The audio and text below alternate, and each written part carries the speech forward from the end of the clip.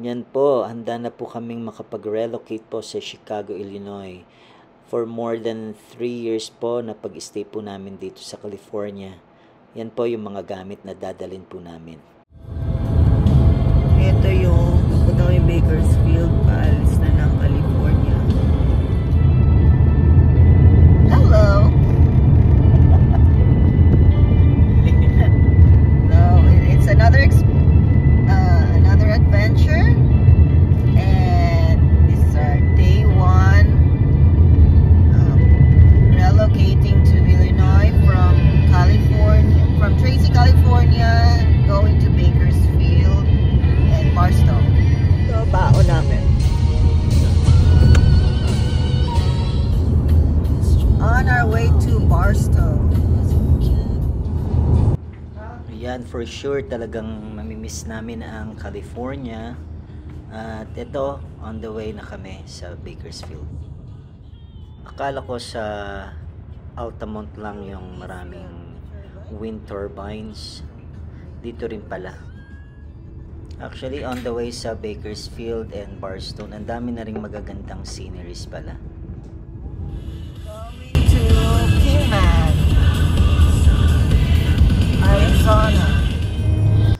Yan sa Kingman, Arizona pala, ang dami rin talagang mga disyerto dito makikita. Arizona! Uy, stop ka na! Ayaw mo Pwede ba Ayun, nalagpasan namin yung welcome sign ng Arizona. Actually, dapat hihinto kami doon at magpapapicture kasi yun yung goal namin. Mapicture na namin yung every state na dadaanan namin. Kaso nabigo kami. Ganda na!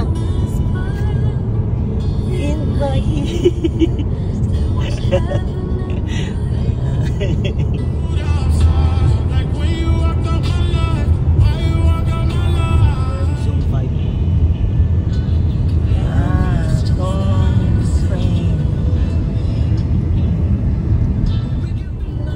Ito nga pala ang one of the sceneries papuntang Arizona.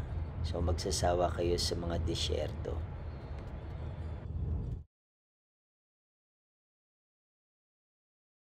Ito, kahawig to ng nasa Australia yata.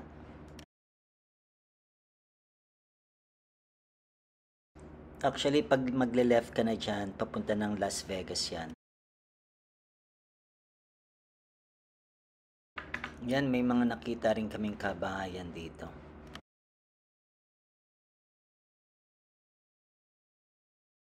Yan, medyo mahaba-haba pa rin yung aming pupuntahan. Ayan, kung makikita niyo ang both sides of the road, mga ano yan, disyerto yan. Yan, may disyertong may mga puno at may mga cactus. Maaaliw ka rin naman sa mga tanawin kasi iba-iba yung pagka-disyerto nila. Yan, may flat at maboboring ka. Iba-iba talagang sceneries, mga combination ng disyerto. Pero ang maganda, may mga sila rest areas dito, mga ilang miles away. Ayun ang advantage kapag Route 66 kasi may mga rest areas and services, mga food services.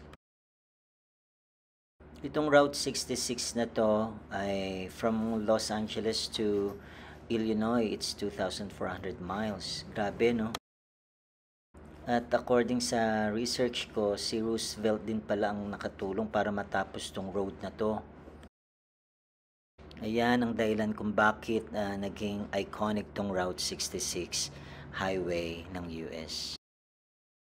It's such a good experience talaga to experience this long drive. Yan guys, ito ay pasado 6 o'clock in the evening. So, palubog na ang araw. Ito mga around 7 p.m. na. Malapit na kami. Here's another night shot scenery dito malapit sa Flagstaff. Yan, naghahanap na kami ng matutuluyan dito. Busy na si Carol dito sa pagsisearch kung saan kami mag-i-stay, sa hotel or sa rest area. Ayan, gabi na. So, natatakot na dito si Carol. Nagpa-panic attack na siya. Ayan, nag-ano muna kami, stopover dito sa isang parang mini store dito sa Flagstaff kasi medyo actually sa Winslow kami pero medyo malayo pa, an hour pa. So, stop muna kami dito sa souvenir shop para mag-search kung saan kami magi-stay for the night. Ayan, dito sa Arizona, mabilis gumabi. Ang bilis lumubog ng araw, kaya yan. Pero malapit na rin kami. Ayan, ginabi na kami sa daan. So, it's 8 o'clock in the evening. Mabilis gumabi dito sa Arizona and walang difference sa time zone. So, during summertime. So, ito nga pala yung in na tinuloy namin for tonight. Okay, see you in the next video.